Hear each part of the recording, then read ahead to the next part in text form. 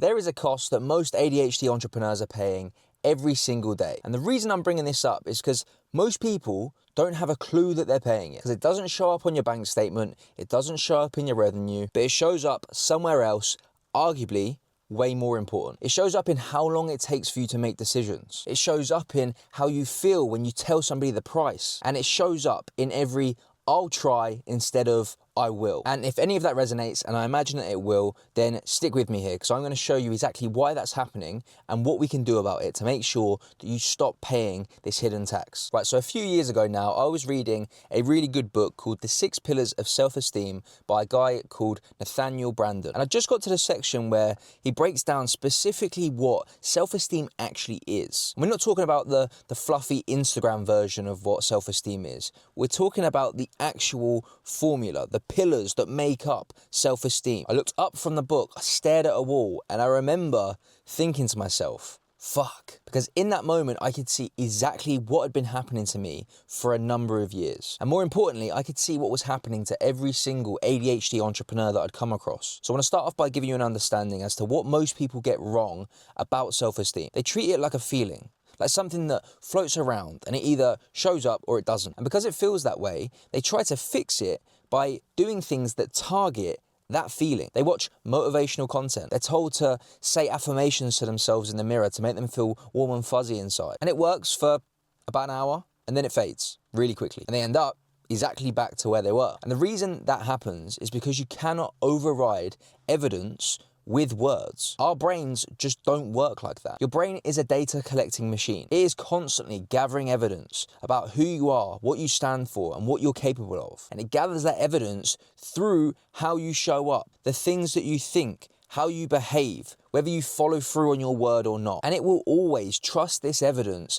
over the story that you're trying to tell it every day of the week. So here's the thing that Nathaniel Branden laid out for me that changed everything and my whole perception of what self-esteem actually was. One of the core pillars of self-esteem within his book, so this is one of the actual building blocks that determines how you feel about yourself, is integrity. And before you check out because you think this is some corporate values chat, stick with me for a second, because I thought this when I first saw this too. Because the way that most people understand integrity is entirely outward facing. For example, we've all heard some corporate conglomerate put on their website that their company value is integrity, with a quote underneath it that says something along the lines of, "We fulfill our promises. We do what we say we're going to do," which is great for client relationships and business culture.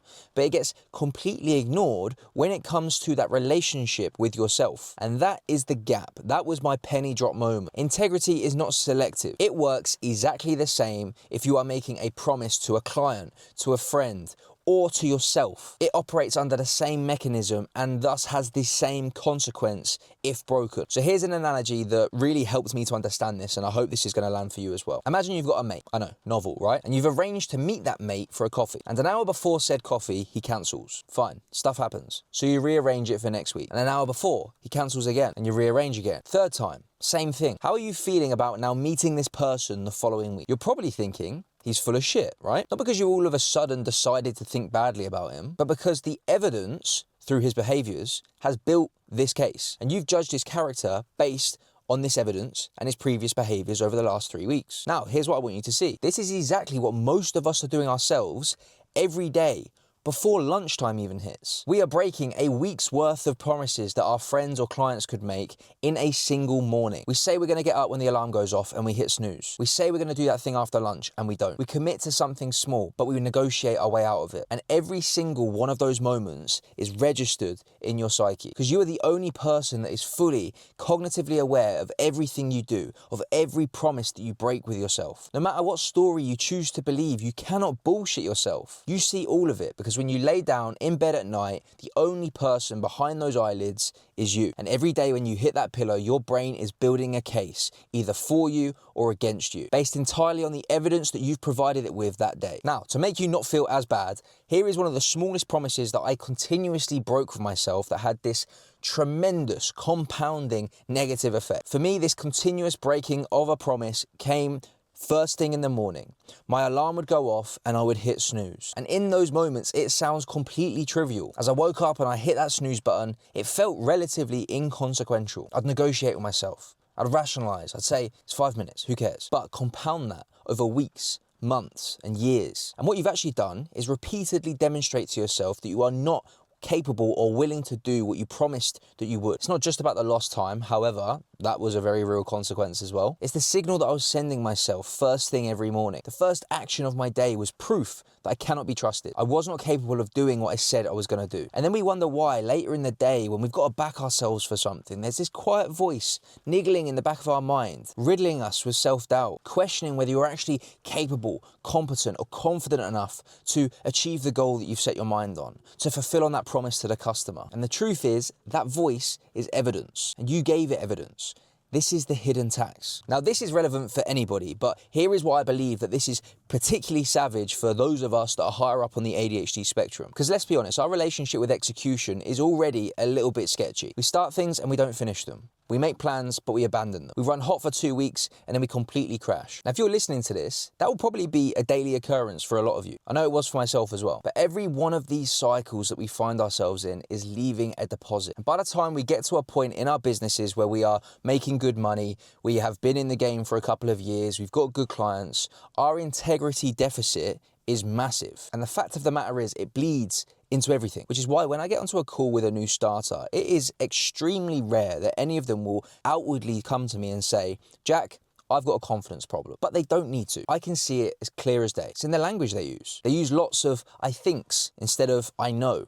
They say maybe a lot instead of I will. And I notice that they're constantly hedging their bets, and this is often displayed through the language that they use. I see it in how they make decisions, or more accurately, how they delay making decisions and ideally defer making decisions for somebody else to make for them. I see it in how they price their work. They get to the number and something in them just can't send it. So they knock 10% off. They convince themselves that it's because they want to be competitive, when it's not. It's because a part of them doesn't feel like they're worth it. They're not worth that number. And that isn't a pricing problem. That's integrity deficit expressing itself in the form of imposter syndrome. Now, what do we actually do about this? Because hopefully at this point, if you're resonating with this, you're also starting to see how destructive this is going to be for your self-identity, but also for your business's results as well. And again, if you were to seek this out online, the advice that you would be given, I believe, is wrong. Most people think that you need to do something big to prove to yourself that you're worth it, to get your integrity back up. Some massive achievement that is going to prove to yourself that you finally have what it takes. But that's not how it works. Integrity isn't built in these isolated moments. It's built in the accumulation of these tiny moments that you've likely said to yourself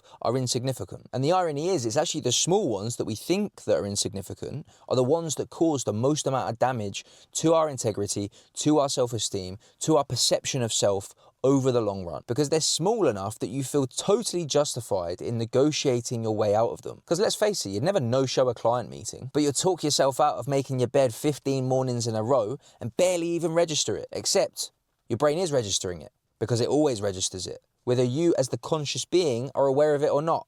Your subconscious mind is always watching. It is always registering. Now, I know what you're thinking. This might be getting a bit woo-woo and spiritual, talking about the subconscious mind and a conscious mind. So let me give you something else to think about. I want you to view this as a point system. Every single action will have a +1 or a -1 attached to it. That is it. There is no zeros, because things never stay the same. If you look at anything in life, it is either growing or dying. Nothing stays the same. So think of it like this.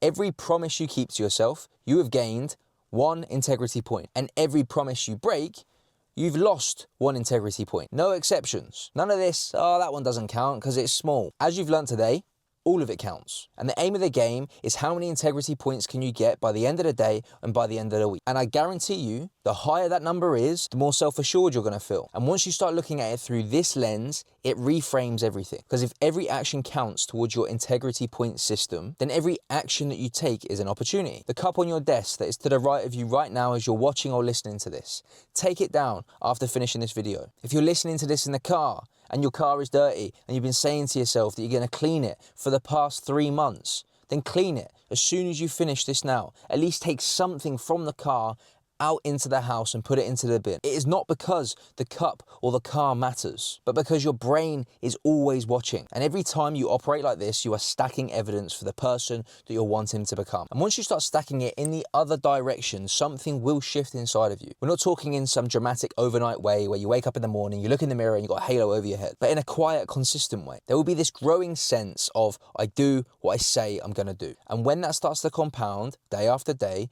your decision-making process price becomes easier. The quotes get sent quickly. You stop chipping away at your prices. The hesitation that is there behind every decision starts to disappear. The speed from information and insight to implementation gets quicker, not because you talked yourself into anything or you watched a motivational video, because you finally earned the right to trust yourself. And that is what closes the intention action gap. Not fluffy motivational videos, not daily affirmations, collecting proof every single fucking day. So if you're sat here thinking, okay, well, where do I actually start right now? Start embarrassingly small, smaller than you likely think is worth bothering with. Pick one promise straight after listening to this. As soon as you've finished listening or watching to this, I want you to pick one promise, something that's so small that you'd be embarrassed to say that it counts, and just keep it today, tomorrow, and the day after. That is the first brick to this coliseum of integrity that you're going to build. And the bigger that building gets, the more your life is going to change.